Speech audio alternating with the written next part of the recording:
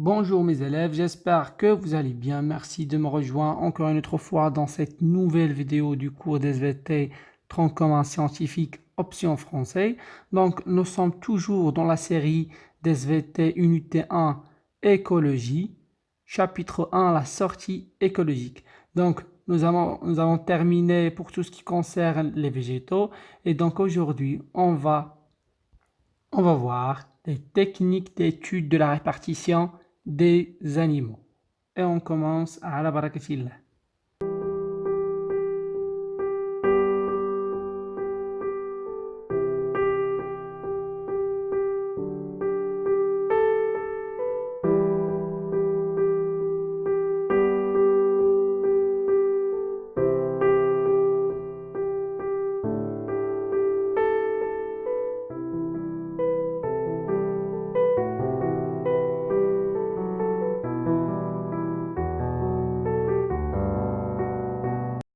Et donc, comme vous savez, ce que les animaux se déplacent continuellement, donc on ne peut pas effectuer la technique d'étude qu'on a utilisée pour étudier la répartition des animaux, qui est la technique de quadrillage. Donc, vous savez, les animaux, ils ne se laissent pas s'approcher, ils se cachent et s'enfuir. D'autres ne sortent qu'à l'obscurité. Donc, on va voir qu'il existe d'autres techniques d'étude des espèces animales. C'est ce qu'on va voir dans ce document. Donc, les images qui suivent représentent quelques techniques utilisées pour étudier la répartition des animaux. Donc la première question, dégager les différentes techniques utilisées pour l'inventaire et le dénombrement des animaux. Quelles sont les techniques utilisées à partir de ce document, à partir de ces images? Quelles sont les techniques utilisées pour étudier la répartition des animaux? Donc le document représente les techniques de dénombrement des animaux. On a premièrement l'observation par télescope, le chant d'oiseaux, les caméras, les empreintes d'animaux, une pelote de régurgitation, le nid d'oiseaux, les pièges pour capturer des animaux et dernièrement technique de capture, marquage et relâchement. Donc comme réponse de la première question, les techniques utilisées pour étudier la répartition des animaux, premièrement l'observation. On observe bien évidemment les animaux de grande taille, soit à l'aide parfois des jumelles ou parfois à l'aide des télescopes. Donc on les identifie, on le localise.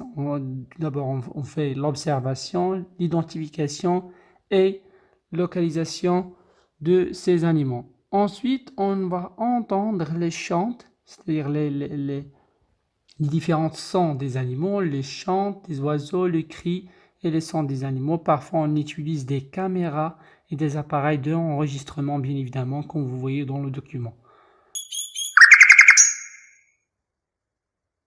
Ensuite, on peut aussi chercher et observer les traces d'animaux, bien évidemment les plumes, les nids, les excréments, les pelotes de déjection, bien évidemment, et ainsi de suite.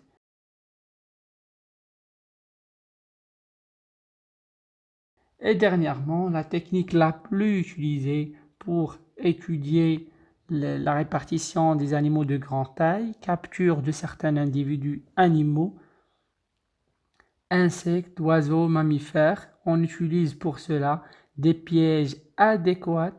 Et pour cela, on nomme ces techniques de technique marquage, recapture. Pour les animaux aquatiques, on utilise des filets, bien évidemment, qui sont des filets spécialisés. Et donc, la technique qu'on va détailler aujourd'hui, c'est la technique de capture, marquage, recapture, ou encore appelée la CMR, technique capture, marquage, relâchement. Cette photo, c'est lorsque je suis encore un étudiant dans la faculté des sciences Mladia. Nous avons effectué bien évidemment cette technique sur la tortille, cette technique de capture, marquage, recapture sur la tortille. Donc la méthode de capture, marquage, recapture, la CMR. Alors cette technique, bien cette méthode est une ancienne méthode utilisée en écologie démographique. On utilise bien évidemment la technique de CMR lorsque tous les individus de la population ne sont pas accessibles. C'est-à-dire on ne peut pas capter la majorité, ou bien on ne peut pas capter tous les individus de la population. Et c'est pour cela qu'on utilise cette technique de marquage recapture. Alors, bien évidemment, comme son nom l'indique, méthode de capture, marquage, recapture CMR. Tout d'abord, on capture l'animal, ou bien l'individu étudié de l'espèce étudiée. On fait un petit marquage et on relâche cet individu capturé. Et par la suite, on va recapturer cet individu, bien évidemment. Alors, le principe de cette technique, bien évidemment, est très simple.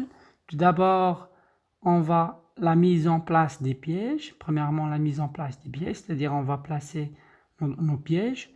Deuxièmement, la capture des animaux. On va capturer certains individus de la population étudiée. On effectue un marquage et on relâche, on libère les animaux capturés. Par la suite, on attend de quelques jours ou semaines. Pourquoi on attend quelques jours ou semaines? Pour que les animaux marqués se mélangent avec les autres. Donc, pour qu'il y ait un mélange des individus marqués avec les autres individus de la population. Et par la suite, on va remise encore une fois, on va replacer les pièges et on fait une deuxième capture. C'est ce qu'on appelle le recapture. Et dans ce recapture, on va rechercher les animaux déjà marqués dans la première fois. C'est clair, je pense. Donc, capture, on marque les animaux capturés, on relâche, on libère les animaux marqués, on attend quelques jours pour que les animaux marqués se mélangent avec les autres individus de la population. Encore une autre fois, on revient à l'espace étudié, on fait un deuxième capture, c'est ce qu'on appelle le recapture. Et dans ce deuxième recapture, on recherche les animaux marqués, c'est-à-dire les animaux qu'on a déjà capturés la première fois. Donc, bien évidemment, le marquage des animaux capturés, ça va être différent selon l'espèce. Par exemple, nous, dans notre cas, lorsque je me suis encore étudiant, le marquage effectué, ça serait bien évidemment sur la carapace des tortues. On fait une petite incision d'une partie dorsale de la carapace étudiée, de la tortue étudiée, bien de la tortue capturée. Pour les oiseaux, on fait des coupures au niveau des ailes, ou bien on fait, bien évidemment, la technique la plus utilisée, ce sont les bagues sur les pieds des oiseaux. Et donc, la technique de capture, marquage, recapture nous donne une estimation sur le nombre total des individus d'une population, ou bien le nombre total des individus de la population étudiée. Donc, cette technique nous a permis de calculer, bien de donner une estimation de l'effectif. Donc, la méthode de capture, marquage, recapture, la CMR, permet de calculer l'effectif grand N à partir de la formule suivante. Grand N égale à petit n multiplie grand T sur petit t. Avec n, grand N, c'est l'effectif total de la population, bien évidemment à estimer. Grand T, c'est le nombre d'individus capturés lors de la première campagne de marquage et marqués. Donc, le nombre T, grand T bien évidemment, c'est le nombre d'individus capturés dès la première fois. Est marqué bien évidemment. Petit n, c'est le nombre d'individus capturés lors d'une deuxième campagne, c'est-à-dire c'est le nombre d'individus recapturés. Petit n, c'est le nombre d'individus capturés, le nombre total des individus recapturés.